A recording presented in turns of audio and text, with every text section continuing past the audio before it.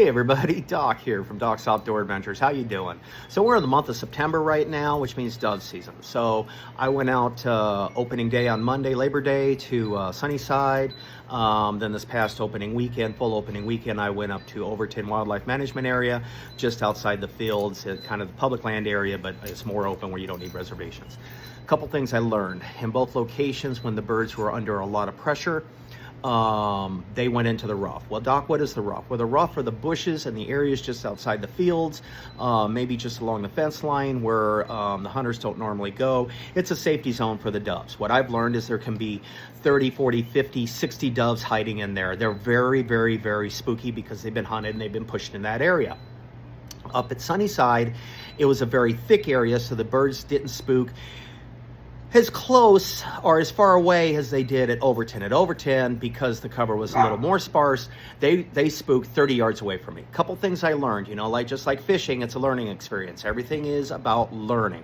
So what I learned is color. Blaze orange is bad. Doves can see, they can see very well, they can pick out movement and color very quickly. So you can see, I changed what I'm wearing. I'm going with more of a khaki drab desert pattern. My pants will be the same way. My shoes were already the khaki color. So we've changed the pattern.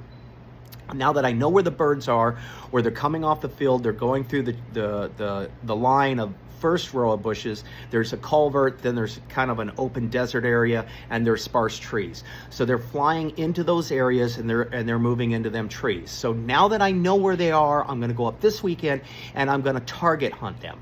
Target hunting is unlike pop-up hunting where I typically would walk, wait for them to pop up and shoot. With the target hunting situation, I'm gonna sit. So when I did that, what I've done is I went and got myself some decoys.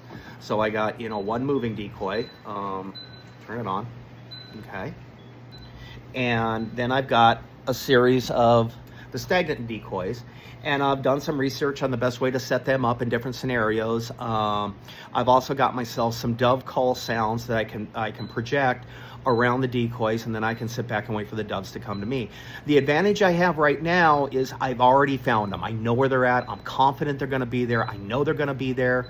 They'll fly into the first row of bushes. I could be in the culvert, or they fly into the culvert and I could be on the stagnant side of the line and those bushes and wait for them to go to the singular bushes that are just outside, and I could set up my decoys and my sounds and everything up there. So that's what I think I'm gonna do. This is about learning. This is about evolution. Just like fishing, when everybody's doing the same thing, you gotta do something different. You gotta try something different and see what happens. This is what it's about. So I'm gonna give that a try and see what happens. And as always, guys, comment if you got questions, like and subscribe.